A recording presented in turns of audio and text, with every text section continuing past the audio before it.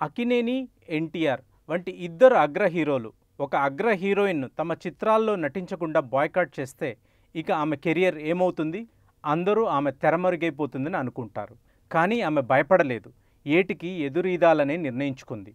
వర్తమాన హీరోలు, కొత్త హీరోలు ఎవరితోనైనా సరే నటిస్తానని ముందుకొచ్చి ఆ చిత్రాలు విజయం కావడానికి కారకురాలైంది. ఇంతకీ ఆ హీరోయిన్ ఎవరు? నేటికి మన మధ్య ఉన్న నాటి అగ్రనటి జమున. అసలు జమునను అగ్ర హీరోలు బాయ్కాట్ చేయడానికి కారణం ఏమిటి అంటే, ఆమె పొగరుగా వ్యవహరించడం వల్లే ఆ హీరోలు అలా చేశారని చాలామంది అనుకుంటూ ఉంటారు.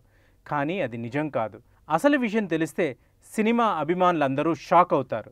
ఇది 1957 నాటి మాట. దొంగల్లో దొర అనే చిత్రానికి అవుట్డోర్ షూటింగ్ జరుగుతుంది.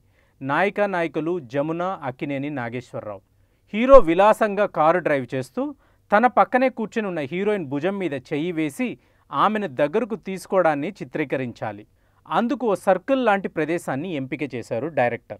అక్కినేని, జమునాలను కారులో కూర్చోమని, ఆ కారును సర్కిల్ చివర్లో ఆపినప్పుడు ఇద్దరు క్లోజ్గా ఉంటే ఆ షాట్ తీస్తామని వివరించారు.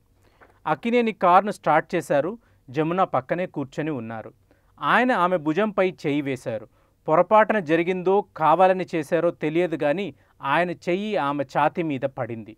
జమున ఒక్కసారి ఉలికిపడ్డారు. ఈలోగా కారు కెమెరాను సమీపించింది. ఇద్దరు హ్యాపీగా క్లోజ్గా ఉన్నట్టు అభినయించారు. షాట్ ఓకే అయ్యింది. అప్పటికే జమునకు లోపల మండిపోతుంది. విసురుగా కారు డోర్ తెరిచి డమాల్న డోర్ వేసేసి విసవిసా నడుచుకుంటూ వెళ్ళిపోయారు. అందరూ చూస్తుండగా ఆమె అలా ప్రవర్తించేసరికి అక్కినేని తన్ను ఇన్సల్ట్ చేసినట్టు ఫీల్ అయ్యారు. ఆమెకి గుణపాఠం నేర్పించాలని అనుకున్నారు. ఆ తర్వాత ఆయన ఎన్టీఆర్తో ఏం మాట్లాడారో ఏం జరిగిందో తెలియదు. అప్పటి నుంచి ఆ ఇద్దరు జమునతో నటించేది లేదని ప్రకటించారు. అక్కినేనితో ఆ షూటింగ్లో ఏం జరిగిందనే విషయం మాత్రం అలా రహస్యంగానే ఉండిపోయింది. 1962లో విజయ వారు గుండమ్మ కథ చిత్రాన్ని ఎన్టీఆర్, ఏఎన్ఆర్లతో తీస్తే హీరోయిన్లుగా సావిత్రి, జమునలైతే చాలా బాగుంటుందని తీర్మానించారు. ఆ సందర్భంగా ఎన్టీఆర్, అక్కినేనిల శ్రేయాభిలాషులైన నిర్మాతలు నాగిరెడ్డి, చక్రపాణి ఆ ఇద్దరు హీరోలను, జమునాలను పిలిపించి పొరపాటు ఎవరిదైనా జరిగింది మర్చిపోయి సఖ్యంగా ఉండాలని కోరారు. అక్కినేని ఏదో చెప్పబోతూ ఉంటే ఇంకేం మాట్లాడవద్దని చక్రపాణి సైగ చేసి వారించారు. అలా ఆ ముగ్గురి మధ్య రాజీ కుదిరింది.